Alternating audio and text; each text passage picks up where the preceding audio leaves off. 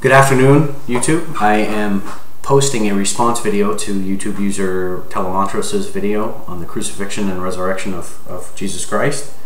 Telemontros, I have been a subscriber to your channel for quite some time, although I admit I have not been very interactive on your channel, although I have watched your videos.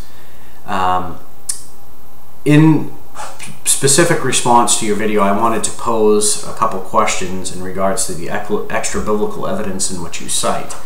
I think this is a chance for a good discourse on the overall topic itself, in hopes that you will respond to my posed questions.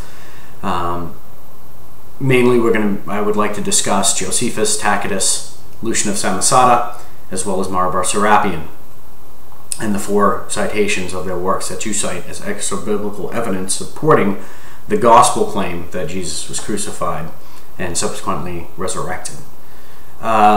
First and foremost, I wanted to pose questions in regards to the gaps and contradictions in those reports, how you view them, and or go around those posed problems and still view these ancient writings as fact. So I'd like to begin briefly with Josephus, his Antiquities of the Jews, specifically the Testimonium Flavianum, in which is the reference that you cite in your video. It is not quoted or even mentioned or brought up until Eusebius cites it in roughly the middle of the 4th century, possibly early 4th century. It's actually, the Antiquities of the Jews is actually referenced much earlier in antiquity, roughly 100 years earlier than Eusebius by Origen, who uses Josephus's Antiquities of the Jews in refutation to Celsus's work entitled On the True Doctrine. So Origen, in his work Contra Celsum, uses and cites Josephus's works to refute Celsus's claims, however, completely glances over the Testimonium Flavianum, which would have been a superb citation for him to cite to dispel the claims made by Celsus himself.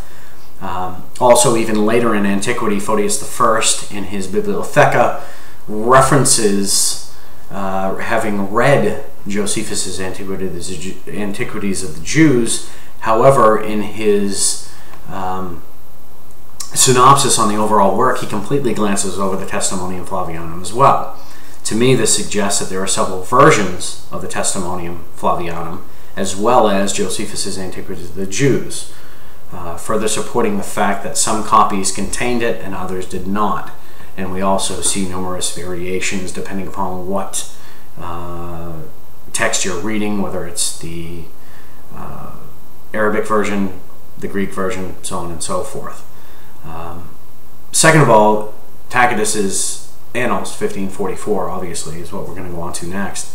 I would like to ask you, what is the backing that you feel that this is an actual historical truth as to what Tacitus is reporting? If we remember, he's writing this roughly the beginning of the 2nd century, nearly 100 years after the gospel claim that Jesus was crucified. Second of all, Tacitus very rarely cites any sources and or uses any first-hand knowledge for his reports, mainly in Annals 1544.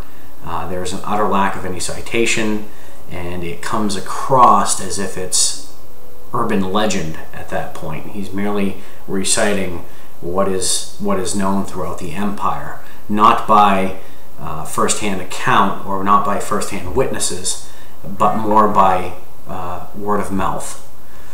Third, Lucian of Samosata, in his Death of Peregrinius, is what you also claim. There are many contradictions in that work. I won't go too in depth. First and foremost, Lucian is using the word sage instead of Christ in that text. That's number one. Number two, he claims or uses the Greek lexicon for impalement, not crucifixion, which is another interesting tidbit on that as well. But more importantly, Lucian is a satirist. And in his work titled The Way to Write History, he clearly defines that the proper way of writing history. But he chooses not to write history. He chooses to write satire. If we are to take a historiographical standpoint on Lucian's death of Peregrinius, it doesn't even constitute history for the mere fact that it is satire. And Lucian tells us in The Way to Write History that there is one rule to poetry, and that would be the poet's fancy. So there are no rules confining Lucian to a scientific historical approach to what he's reporting. The fourth source that you cite would obviously be Bar-Serapion's letter, the Syriac version, which is housed at the British Museum. Quite frankly, we're talking about interpolation here.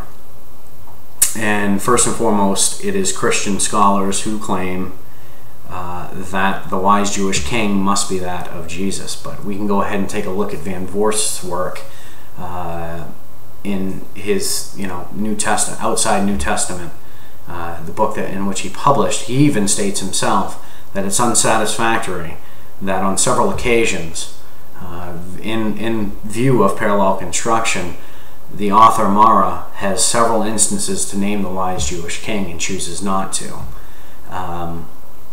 There's never the title Christ used. There's never the name Jesus used. This is merely a wise Jewish king, and it is interpolation, I feel, wanting to tie Jesus of Nazareth to that title of wise Jewish king. However, there are other Jewish kings that actually fit within that title that could also fulfill that personality. I don't want to go too in depth with that.